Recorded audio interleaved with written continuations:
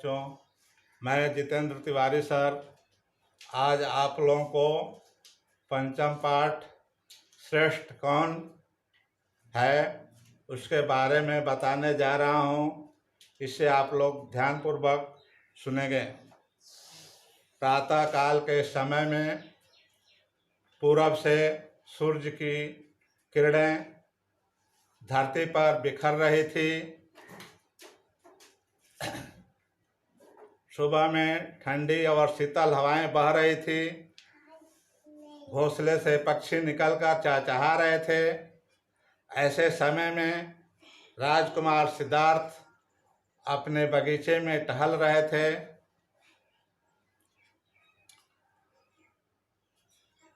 वे बगीचे में टहलते हुए कुछ समय बीते, तब तक एक पक्षी उनके पैरों के सामने आकर गिरा। वे पक्षी को देखे। पक्षी के शरीर में बाढ़ लगा हुआ था और लहूलुहान था, छटपटा रहा था। राजकुमार सिद्धार्थ सोचने लगे कि यह कौन ऐसा निर्दयी व्यक्ति है जिसने इस निर्दोष पक्षी को बाढ़ मार दिया है। उसने अपने सेवक से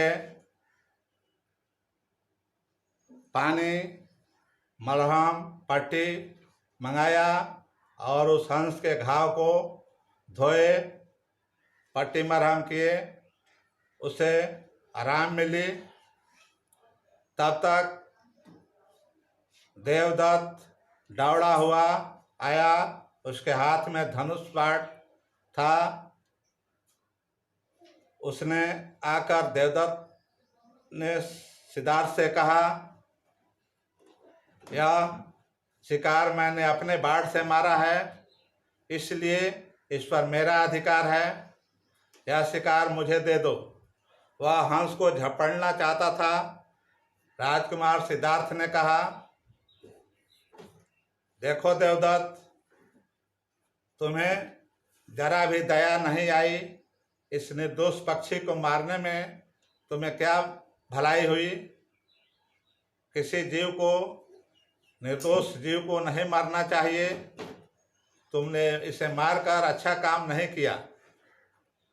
मैंने इस पक्षी को मरने से बचाया है, इसलिए यह मेरा शिकार है। दोनों आपस में झगड़ रहे थे। आवाजें सुनकर राजा वहां पहुंच गए। उन्होंने दोनों की बातें सुनी। देवदत्त ने राजा से सिद्धार्थ की शिकायत की।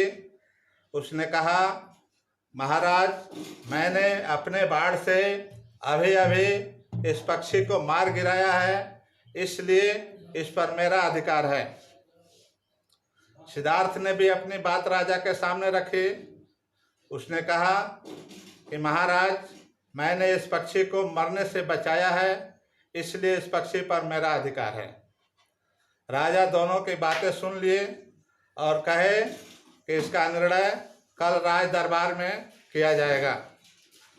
दूसरे दिन राज दरबार में राजा उपस्थित हुए, सभा लगी हुई थी।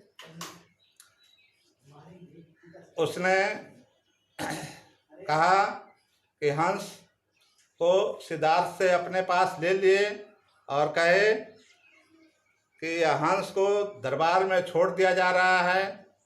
यह हंस जिसके पास चला जाएगा उसी को हंस दे दिया जाएगा।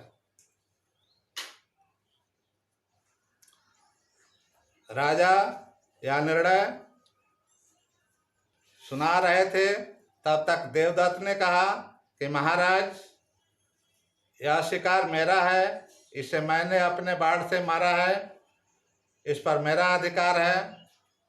सिद्धार्थ ने कहा, मैंने इसे मरने से बचाया है, इसलिए इस पर मेरा अधिकार है। राजा ने हंस को दरबार में छोड़ दिया। हंस ने तेजी से दौड़ते हुए सिद्धार्थ के पास गया। उसे तकलीफ थी, फिर भी वह अपने घाव को बर्दाश्त करते हुए उनके पास गया और सिद्धार्थ से ऐसे चिपक गया जैसे पुत्र अपनी माँ से चिपकता है।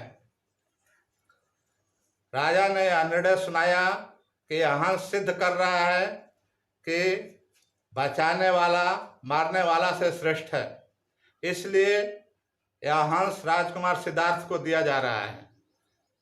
पूरे दरबार में राजकुमार सिद्धार्थ की जय जयकार होने लगी। बच्चों, जानते हो यही सिद्धार्थ आगे चलकर महात्मा बुद्ध के नाम से प्रसिद्ध हुए।